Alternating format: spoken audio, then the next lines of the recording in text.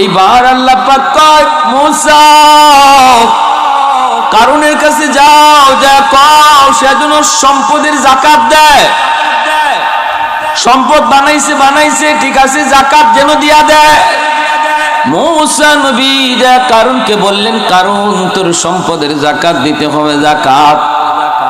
এমনি কারুনের আসমান ভাঙ্গে মাথায় পড়ছে, লোভ কইরা চুরি কইরা ডাকাতি কইরা সম্পদের মালিক হইছে।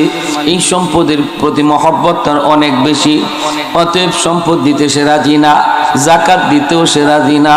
তখন কয় আমি কেন যাকাত দিমু, কেন যাকাত দিমু?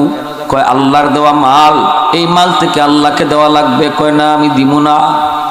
তাফসীরে কিতাবে লিখছেন এই এত কিপটা ছিল কারণ, হে যদি এইভাবে হাতের মধ্যে পানি লইতো, এই পানির ফুটাও তার আঙ্গুলের ভাগ দিয়ে পড়তো না। এত যে কিচ্ছু পরবার দিত না, যাইবার দিত না, এমন ছিল কিপটা, যেটাকে বলে কৃপণ, বখিল। কথা কন না কেন, বুঝেননি? কথা বুঝেননি? বকিল, এত বকিলের বকিল।